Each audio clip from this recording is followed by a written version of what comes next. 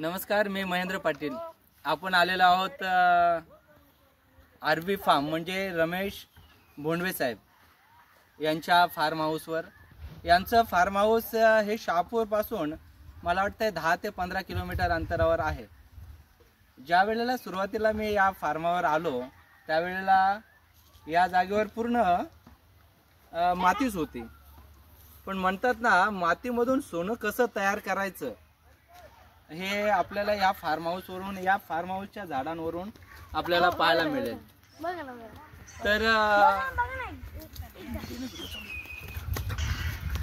आपण बघू शकता की प्रत्येक आंब्याला, आता आपल्याला सध्या आंबे दिसत नाही, पण ज्या आंब्यांच्यासाठी त्यांनी जी मेहनत घेतलेली आहे ना, ती अफाट आणि अप्रतिम मेहनत आहे.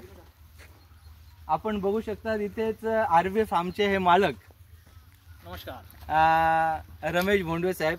भोंडवे साहेब, हे आपला हा जो फार्म हाऊस आहे हा किती वर्षापासून सुरू केलेला आहे तुम्ही? या फार्म हाऊसमध्ये आपण 2 वर्षाची झाडं लावली होती आणि आता लावून 3 वर्ष झालेली आहेत. हो, त्या 3 वर्षामध्ये ही झाडं या पद्धतीने झालेली आहेत. आणि मग तुम्हाला इथे आल्यावर कसं काय आनंद मिळतंय? तुमचं काय उद्देश काय आहे? कोरोनाच्या कालावधीमध्ये आपण सर्वजण एक 4 भिंतींच्या आडामध्ये राहिलो होतो. हो, आणि त्याच्यावरनं आपल्याला लक्षात आलं की आपल्याला स्वतःची शेती असेल तर तिथे चांगली बागायत केली पाहिजे, शेतीकडे लक्ष दिलं पाहिजे, आणि शेतीशिवाय हे जीवन व्यर्थ आहे. हो, आणि त्याच कालावधीमध्ये मी डिसिजन घेतला आणि म्हणून या 1 एकरमध्ये आंबा, सोनचाफा, केळी, मोगरा अशी विविध प्रकारची झाडे लावलेली आहेत. आणि या ठिकाणी एक शांततारम्य वातावरण असतं. हो. आणि म्हणून या ठिकाणी मी माझ्या मित्रपरिवारांसोबत ध्यानधारणा मेडिटेशन करण्यासाठी येतो. बरोबर. किंवा एक आध्यात्मिक आणि निसर्ग यांच्याशी एक हितगुज जो मानवाचा आहे, बरोबर, त्याचा आनंद घेण्यासाठी या ठिकाणी येत असतो. पण कसं आहे, तुमची जी एक व्यवसायाची वेगळी लाईन होती, म्हणजे जसं तुम्ही बिल्डर लाईन आणि दुसरे कन्स्ट्रक्शन लाईन यामध्ये तुम्ही उतरले होता. पण हे समजा निसर्गाच्या सानिध्यात राहण्याचं हे तुमच्या मनामध्ये कसं काय आलं? याला सर्व कारण आहे ते कोरोनाच आहे. कोरोनाने शिकवलं की तुमच्याकडे पैसे कितीही जरी असले तरी तुम्हाला जर तुमचं जीवन योग्य रीतीने जर जगायचं असेल आणि कोणतेही आजार विकार व्हायला नको आहेत तर निसर्ग खूप महत्त्वाचा आहे. आणि निसर्ग तुम्हाला फ्री ऑफ चार्ज हे सगळं ऑक्सिजन पासून सगळ्या गोष्टी देत असतो. आणि निसर्गच तुम्हाला योग्य मार्गाला चांगले शारीरिक स्वस्थ देऊ शकतं, ते आपल्याला कळलं. आणि म्हणूनच तिथून आपण तो डिसिजन घेऊन निसर्गाच्या सानिध्यात येण्याचं ठरवलं. खरंच, म्हणजे असंच जर प्रत्येकाने विचार केला तर आपला निसर्ग बऱ्यापैकी टिकू शकतो. आणि आपल्याला जे ऑक्सिजन नंतर विकत घेण्याची वेळ येईल ती त्याच्या अगोदरची ही जी तयारी तुमची खूप सुंदर अशी तयारी आहे. आणि असं वाटतं हे तुमच्याकडून प्रत्येकाने शिकण्याची गरज आहे. पण आता जसं हे जी जागा घेतलेली आहे तुम्ही, म्हणजे किती जागा आहे?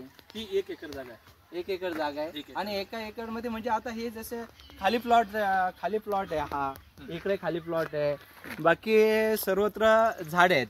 म्हणजे फ्युचर मध्ये तुमचा काय विचार काय आहे? तुमच्या मनामध्ये काय आहे फ्युचरमध्ये? या ठिकाणी जेणेकरून जी शहरामध्ये राहणारी लोक आहेत, ज्यांना ऑक्सिजनची कमतरता भासते किंवा कुठेतरी विरुंगळा म्हणून 1 डे ट्रिप काढायची आहे, तर या लोकांची सुविधा या ठिकाणी करण्यात येणार आहे. जसं आता आम्ही इथे एक छोटंसं घर बघतोय आपण, आणि या घरावर एक श्री माताजींचा फोटो आहे. काय सांगाल तुम्ही, काय तुमची आणि माताजींची काय नाळ जुळलेली आहे?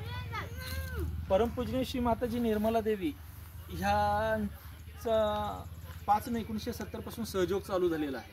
आणि या सहयोग मी 1999 पासून जॉईन केलेला आहे. ज्या दिवसापासून सहयोग माझ्या जीवनामध्ये आलेला आहे त्या दिवसापासून माझे आचार, विचार आणि वागणूक सर्व चेंजिंग होऊन परमपूजनीय श्री मातांच्या परमकृपेतच हे सर्व मला प्राप्त झालेलं आहे. आणि जो आनंद मला प्राप्त झालेला आहे तो विश्वातील सर्व लोकांना मिळावा, तो आनंद मिळावा. आणि त्यासाठीच आपण या वास्तूची तशी निर्मिती केलेली की जेणेकरून आलेला साधक या ठिकाणी ध्यानधारणा करेल आणि त्याचं उज्ज्वल भविष्याची सुरुवात इथून होईल. अगदी अगदी, खूप छान. असं म्हणजे कसं आहे, आता हे सध्या कोणतं गाव आपलं? ऐरोलीवरनं आमच्या या साडू आहेत आणि आपल्या सर्वांच्यात म्हणजे मिळून मिसळून राहणारे व्यक्तिमत्व. काय वाटतंय तुम्हाला या फार्मावर आल्यावर? तुम्हाला काय वाटतंय? मनाला एकदम शांती वाटते. असं वाटलं की मातीशी जुळलो गेलोय? म्हणजे असं आहे का, मित्रपरिवार म्हणजे माणसं यांनी माणसं जोडण्याचं काम केलेलं आहे. पैसा तर प्रत्येक माणूस कमवतोय आणि स्वतःसाठी प्रत्येक जण जगतोय, पण मित्रपरिवार कसा जपावा आणि मित्रांबरोबर आपलं आयुष्य कसं घालवावं. खरंच बोंडवे आपल्या मनापासून मी आभार व्यक्त करतो. आपण आम्हाला इथे बोलवलं आणि आमचा जो पाहुणचार केला, म्हणतात ना अतिथी देवो भव, खऱ्या अर्थानं हे आपल्याकडून शिकणं गरजेचं आहे आम्हाला, का आपली अशी सेवा आम्हाला करता यावी यासाठी आम्ही असे प्रयत्न करू आणि निसर्ग जपण्याचा प्रयत्न आपण केलात. आणि पुन्हा एकदा मनापासून आपला आभार व्यक्त करतो आणि आपल्याला धन्यवाद देतो. असेच कार्य सदैव आपल्या हातून घडत राहावं हीच श्री माताजी यांच्याकडं अपेक्षा करतो आणि प्रार्थनाही करतो. धन्यवाद.